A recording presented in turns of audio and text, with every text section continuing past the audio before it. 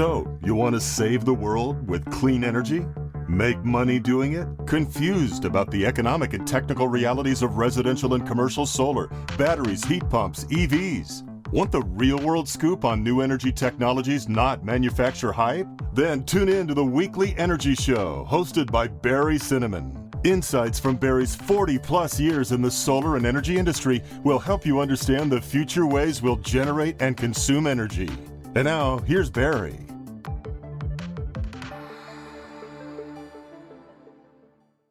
Welcome to this week's Energy Show. Now, we're starting off the year with my 10 solar and storage trends for 2021. But first, I thought I'd do a recap from Dave Barry summarizing 2020. And this is from Dave Barry's article. 2020 was a year of nonstop awfulness, a year when we kept saying it couldn't possibly get worse, and it always did. This was a year in which our only moments of genuine, unadulterated happiness were when we were able to buy toilet paper. All right, putting that aside, let's look forward to 2021. Now, here's some great things that have already happened in 2021. The solar investment tax credit was extended at 26% for 2021 and 2022. Now, it was supposed to go down to 22% this year and then go away completely next year, but that didn't happen. It was a really big surprise. Part of the COVID relief bill included a 2-year extension at 26% of this tax credit. We didn't expect it, and it was a big surprise that it was even in the bill, and then also a pleasant surprise when President Trump actually signed the bill a couple of weeks ago. Now, as far as what's happening with working at home, businesses are kind of finding that it's pretty good to have a lot of their employees working at home. Sometimes it's efficient. It certainly cuts back on the real estate costs. So that's good for businesses. Maybe it's good for people who are able to work at home. It's really going to make sense when your kids are actually not at home with you and your kids can go back to school, but continuing to work at home is good. But the side effect of that is that home electric bills go way up. And just talking to customers, their electric bills went through the roof in 2020. And since, we don't really expect the COVID crisis to mitigate until maybe the summer, hopefully sooner, but at the rate that vaccinations are going, it's probably going to be the summer when many of us are going to continue to be working at home. And when you're working at home, not only are you concerned about those high electric bills, but you need reliable electricity. Heck, here in California and some other places, the electricity isn't that reliable. There's fires, there's blackouts, and boy, that's the last thing you want to do when you're working at home, and then boom, the power goes out. So batteries are the only solution for that problem. Yes, you can get a generator, very inconvenient, noisy, and a generator that provides the same benefits as a battery storage system. They're really expensive. And then also in 2021, we're kind of looking forward to a favorable political environment. As of events that just recently happened, not only do we have the president really enthusiastic about clean energy, we have the House of Representatives committed to clean energy, but the recent change in the Senate, which means that it's under President Biden's control, means that there's going to be all two branches of government, the executive and the representative, they're going to be able to really push hard for a transition to clean energy. And we're not going to see a lot of the oppositions we've seen over the past few years where the Senate was opposed to this, the president may not have been supportive, and the representatives wanted to do that. So I think we're going to look at some very good legislation happening this year for clean energy, in addition to just a president that's going to be doing everything he can from an executive standpoint to do this. Okay, so that's kind of the background, but here are my specific predictions for solar and storage for 2021. Now, first, number one, all roof orientations are fair game for solar. Now, over the past 20 years, the efficiency of solar panels, we call them solar modules, has increased from about 13% to over 20%. So that's a big improvement. And that's coupled with not only did the efficiency go up, but the cost of the solar panels has come down by a factor of over 10. So now it makes good economic sense to install solar modules on every surface of your roof that gets good sun exposure. So basically the unshaded areas. It used to be that we wouldn't put solar panels on the north roof because the north roof was maybe 20% less efficient than the south roof. Depends on the pitch of the roof, of course. But now, even on my house, I have solar panels on the northeast roof and the northwest roof, and they're cranking away. And why do you want to do that? Because you can generate more electricity on your roof by using those unshaded north roof slopes. And they're still very cost effective because the solar panels don't cost a fortune to put up anymore. All right, prediction number 2. Buildings will be designed to be carbon negative. That means that the buildings can actually generate more electricity than they use themselves. And why can we do this? Well, module efficiency, solar panels efficiencies have gone up, and we're able to put more panels on the roof. So you can get more electricity on your roof, and you can make your house actually carbon negative. It's not hard to do. I did it for my house kind of accidentally. I said, well, let me put in a 10 kilowatt system. It's probably more than I need. I looked at my bill, and it was negative for the year. And that's really good because we're making a transition to a lot of electric appliances, electric cars, electric cooking, electric heating, and you want to generate your own electricity because then you don't have to pay a fortune to the utility for gas. So, as a sidelight kind of a result, the percentage of the rooftops covered with solar are going to increase. And I kind of also just look at this anecdotally. Heck, like 20 years ago, we started putting in solar. Maybe the average system size of solar was like 4,000 watts or 5,000 watts. Now it's 7 or 8 or 9,000 watts. And there's a lot of homes, people just say, I want to get as many solar panels on the roof as possible. And if you have one of those houses with, nice, big, unshaded, rectangular roof space, boy, it really, really is cost effective and easy to do. Okay. Prediction number 3. Skill levels for solar and storage contractors will increase. Now, these new systems that we're putting in have a lot more features, a lot more configuration options. It's not just solar, it's solar and battery storage. You may need some settings to match your electric bill and whatever requirements your utility has. And it just requires a higher skill level to implement. I mean, I think back to the old days, like 10 years ago, where the solar installers only needed to connect a black wire, a red wire, and a green ground wire from the roof. And it was really kind of easy to install. And you plug those 3 wires, ran those from the solar panels down to the inverter, plugged them into your electrical service, and the thing, you turn it on, it would work. Now, there's a lot more controls. There's software built into the batteries. There's software built into the inverters. There's apps on your phone. Everything needs to be configured. And as a result, your solar installer has to be savvy with building electrical wiring, so they got to know how you wire your appliances and your outlets. They have to understand how to do the communication wiring, Cat5 or Cat6 communication wires. There's different wireless communication protocols. I mean, some systems are completely wired, some use Wi-Fi, some use Bluetooth, and so there's some settings to do. The ones we use usually communicate to the central server and to your cell phone over cellular communications. There's software and apps for your desktop computer and your cell phone, and then just probably hundreds of different settings that you need to configure in your inverter and your battery to get everything to work. And there's a lot of settings because this is international equipment. So the systems are designed, one system, one inverter, one battery. They sell them all over the world. Well, in Europe, they use 50 hertz. Here, they use 60 hertz. The voltage around the world is different. The electrical requirements are different. So the equipment that we're installing really has to be configured for the U.S. or for your particular state.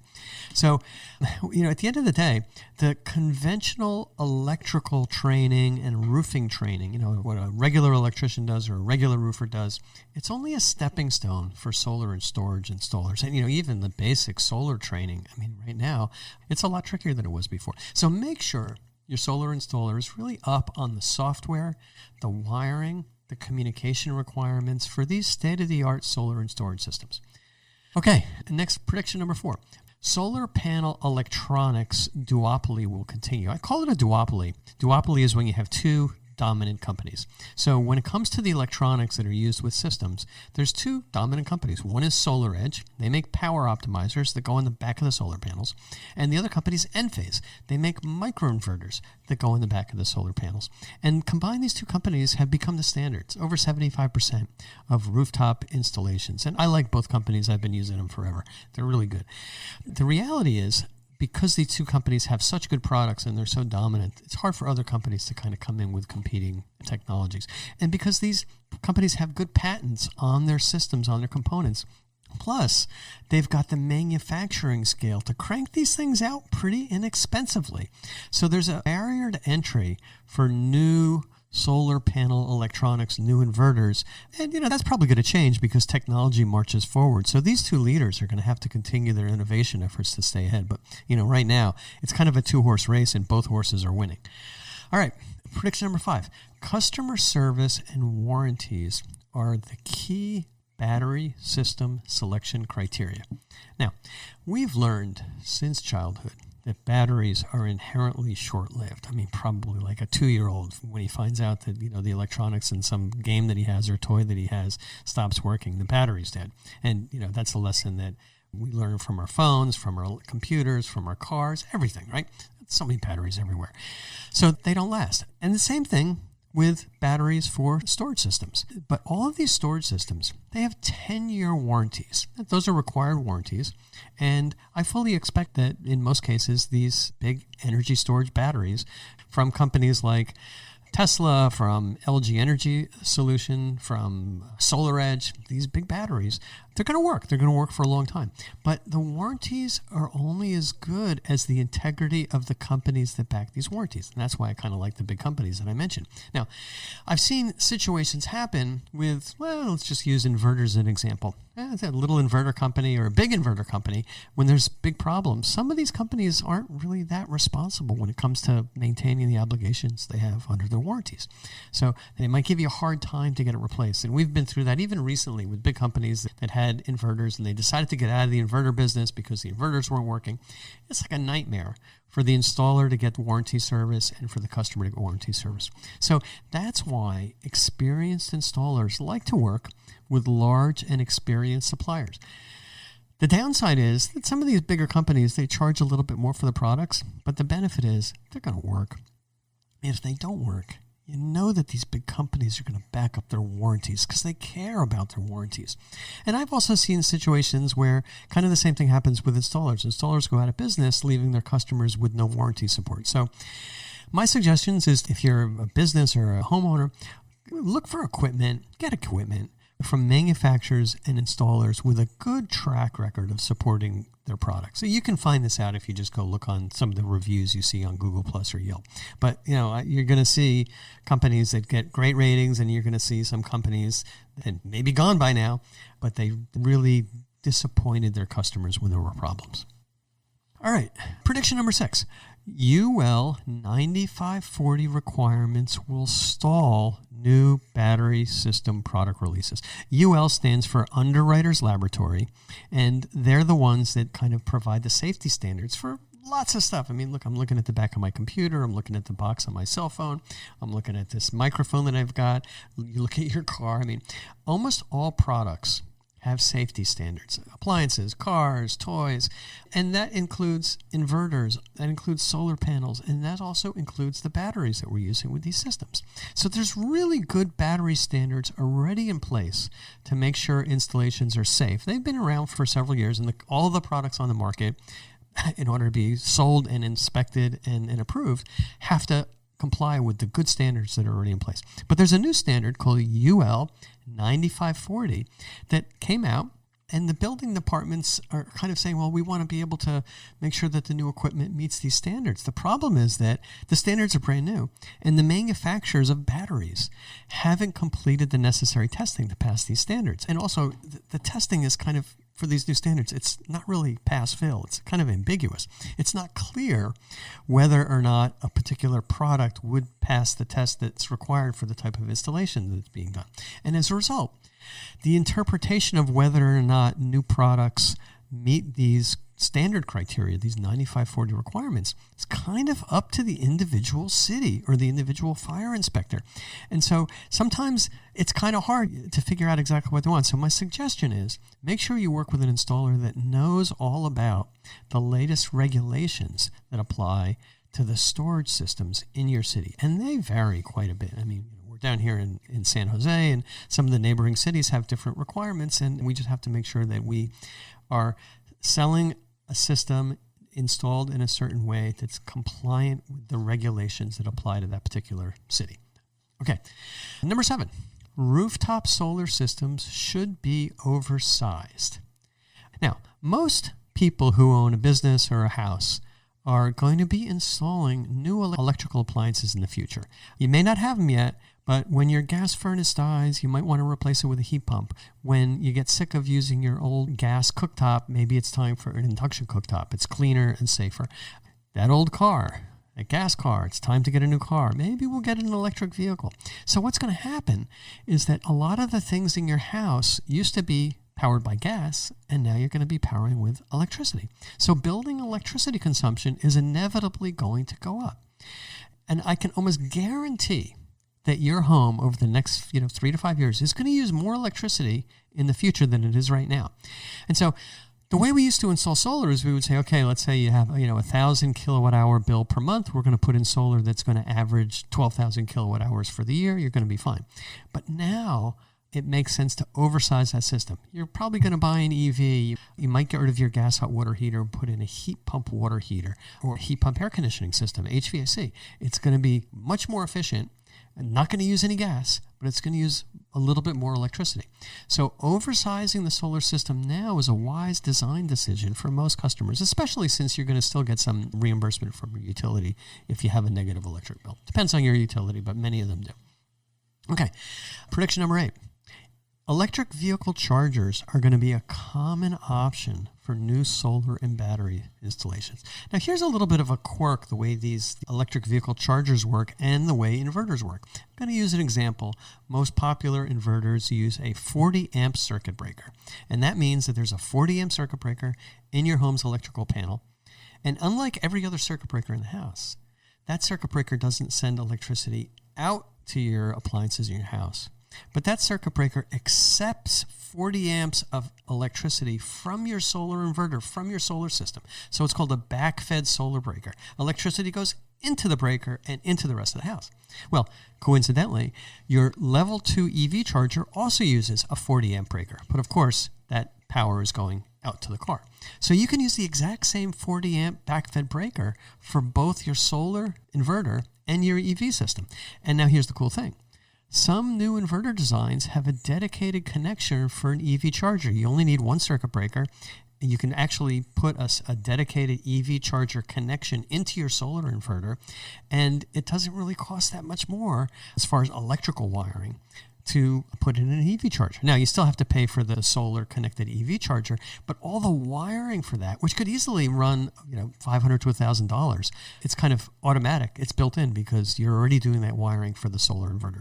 So by combining the EV charger with the solar inverter, you simplify the wiring, you simplify the permitting, and you simplify the controls for the EV charging, because a lot of these systems actually you can control your EV charging from your cell phone. So I have mine set, and I plug in my electric vehicle, and I have it set so that the EV charger automatically starts at 11 o'clock at night, because that's when the peak rates are low. That's when the electric rates are lowest. It's like 16 cents. But then, let's say I'm home in the afternoon and I want to go somewhere with my car and I want to charge it up. I can just plug the car in, push a button on my cell phone, say, hey, charge it up now, and it'll automatically charge. So I've got, one really cool, convenient app for that. Okay, prediction number 9. The home of the future will have 2 batteries in every garage, along with a chicken in every pot. I looked this up. I've heard about this saying a long time. Herbert Hoover basically said every house is going to have a car in every garage and a chicken in every pot. He was very foresighted in that regard. He wasn't the world's greatest president, and he wasn't referring to lithium-ion storage batteries, which we're talking about. But that's my view. This is what's going to happen. So you're going to have 2 batteries in the garage. One's going to be that battery in your EV. EVs have huge batteries. And one's going to be a stationary battery attached to the house, sometimes on the wall of the house, the garage wall, or sometimes inside the garage. We usually like to put them on the outside because everything's kind of easier to install, but sometimes people put them inside. By the way, putting the batteries inside the garage is more expensive because there's electrical codes that refer to putting stationary batteries in the garage. Yeah, it's kind of complicated, but just watch out for that. So in my view, kind of natural that you're going to have an EV and you're going to want to use electricity for your home. You're going to have a storage battery. The continued cost declines for solar connected batteries, the kind of thing we've been installing with SolarEdge and LG or with Tesla and now coming up with Enphase, these things are getting more and more cost effective. And kind of the idea that people have had for 10 years when EVs came out is, why don't we use the car battery to power the house at night? It was funny watching TV, and there was a commercial for the Mustang Mach-E, and one of my favorite movies, the Chevy Chase Vacation series. So Charles Griswold was going to plug in his EV to power the Christmas lights on his house. And that's kind of the concept with vehicle to grid, or V2G. You plug your car in to your house at night, and you can use the storage battery in your car, which in many cases, this is a really big honking battery. It could be 10 times the size of a regular storage battery. You can use that to power your house. Great idea. The problem is you got to figure out, well, gee, when am I going to charge up that battery? And one of the natural ideas is, well, I'm just going to charge it up when I'm at work. Now, here's the issue. Companies that could cite daytime EV charging, as a company's going to offer a bonus for people to just plug their cars in during the day, and they may charge them up from solar on the roof of the building. That doesn't work out so well because the electric rates for companies that are putting in charging stations are extraordinarily high. There's this thing called demand charges. So companies say, gee, I'm going to let my employees benefit from charging up their cars from the electricity in the office. But then the demand charge, there's these huge charges that could actually double the electric rate for the company. They're really high. So companies are not putting in EV chargers for their employees as much as you would think. And then if you actually say, well, I'm going to go plug into one of the public stations, that's going to be really expensive. And the other issue is the car companies look at this and say, all right, well, we're going to guarantee the car battery for 100,000 miles of driving your car. Well, if you're depleting that battery 10, 20, 30% every night at your house, you're going to be using that battery a lot harder than the car companies had expected when they originally designed the 100,000 mile warranty. So the car companies aren't allowing people to connect their car to power their house, using it for stationary purposes. I know Nissan had talked about it, but it really hasn't advanced that much. And you look at every other auto company, they're all coming out with EVs. None of them have any really good consumer program where you can actually plug that car in. So my view is this is not going to take off as fast as we want it because the auto companies aren't behind it. And there's no way to charge that battery up during the day because the companies who could be supporting daytime charging, they're not providing that either. So the obvious solution, although it's suboptimal, is continued installation of a separate battery for your home use in addition to the battery in your car. So what Charles Griswold did when he plugged in his Christmas lights in his house, that's just not going to be a reality, at least any time in the near future. Okay. Last prediction, home battery backup still going to remain expensive. We're looking at, gradual cost declines. It's complicated. Backing up the whole house requires multiple batteries, multiple inverters. Doing the whole house is an expensive proposition. Now, I do think, if you're just going to back up a few loads in your house, we call it an essential load panel. Let's say you're putting in a battery to save money on your solar, and we'll talk about that more later. But if you're just putting in a battery to back up your refrigerator and your lights and your TV and your computer and things like that, that's not going to be killer expensive. But if you want to power the whole house, that's going to be tricky. And some of the things that are reducing the costs for this kind of partial home backup, which from a practical standpoint, that's what I'm a bigger fan of, are what are called load-shedding electrical panels. And companies like Span and Schneider Electric are starting to offer these for new construction. It's not really a great retrofit product yet, but there are other products coming down the market for retrofits that are going to kind of do this load shedding, or you're going to do what we've been doing here for 4 years at Cinnamon Energy System, which you just put in an essential load panel. So you want to work with a solar and a battery contractor that really knows how to do this and is going to really be candid with you about how long a single battery is going to last during a blackout, because I see a lot of misinformation about there. Okay. All right. Those are the 10 predictions. So what does this all mean in 2021 for homes and businesses who are looking at solar and storage? All right. We're going to be all spending more money on electricity in 2021. Electricity rates are not going to go down. Second, especially in California, our electric grid is not going to be any more reliable than it was last year. There's just too many issues. There's too many fires. There's too many trees. It's been too expensive for the utilities to kind of deal with this. And there's been more fires. The global warming has actually changed the climate to an extent that's worse. And also, there are more homes and more wires in areas that used to be kind of remote, and now there's people living there, and that's where we're getting fires, and that's where there's issues with electricity. So we're going to have those blackouts. The second is, in 2021, we still have great incentives. It's not even 22%. It's 26% tax credit on the installation of solar and storage. So storage qualifies for that tax credit, which is great. So there's no reason really to wait to install your own rooftop solar power system. I look at customers going back 20 years. And if every year you're going to save $3,000 on solar and storage, and if you wait like a year or two because you think it's going to come down, it might come down a little bit in price, but it's not going to come down $3,000 in price. I can guarantee that it's not going to come down that much. So you're always better. I mean, look back. Every single customer I've ever had has been said, I'm glad I put it in then. I've saved money since it was installed. You might as well. And then if you look at the rate of return, almost every system we install has a less than 10-year payback. 10-year payback is a 10% rate of return. That's a cash rate of return. That's tax-free rate of return. I challenge you to find any investment you can make. Bank investment, bond investment.